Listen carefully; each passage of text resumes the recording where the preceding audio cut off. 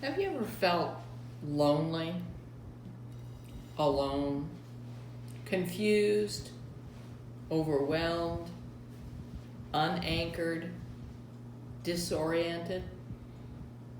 Have you ever felt like everything normal, usual, familiar is gone just like that?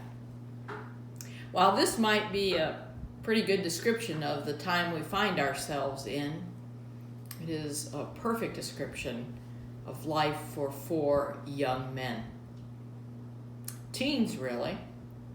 Whisked away by a foreign army in the midst of a crisis and taken far from everything familiar, far from home, far from family, far from everyone and everything that is familiar to them, and plopped down in the middle of a strange time in a strange land. And as if that weren't bad enough, they also lose their identity. They're all given new names. How easy it must have been for them to forget who they were.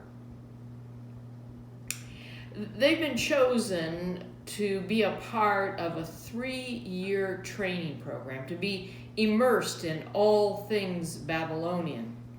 And as those who are being groomed to be in service to the king, they're also to be fed at the king's table. The richest of food, the finest of wines, the best of the best. The only problem is none of it was kosher. And ever since they'd been young, these boys, everything that had gone into their mouths, everything that had gone into their stomachs, identified them as children of God. Oh, it must have been so tempting. It must have smelled so good, looked so good, been such a temptation to just cave into the privileges that were being offered to them. Play by the rules of the land. Be a part of those who are not only generating but consuming great wealth and power. But Daniel has the courage to risk saying, "No, thank you." Even in the midst of that temptation, Daniel says no. Now, out of concern for their handler, Daniel does propose a little bit of a test that they would spend 10 days with vegetables and water. And I'll let you read for yourself in Daniel, the 1st chapter, how all that experiment turns out.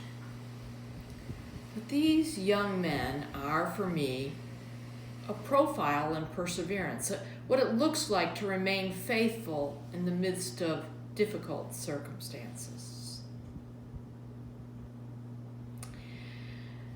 Now, I know you're going to be glad to hear this, but I don't think that means that we're all supposed to be vegetarians. I don't think that means we're supposed to eat a diet of vegetables and water. But I do think that it calls us to make the choices that are sometimes difficult. To resist temptation, to say no to privileges that are ours, to refuse to be a part of generating and consuming great wealth, and to remember that at the core of it all, our identity is as children of God. Now, for those four, they found out that God was with them even though they were far from home, even in the midst of their confusion, even in the midst of their difficult circumstances. And so maybe for us, we find too that when we feel alone, disconnected, disoriented, confused, God is with us.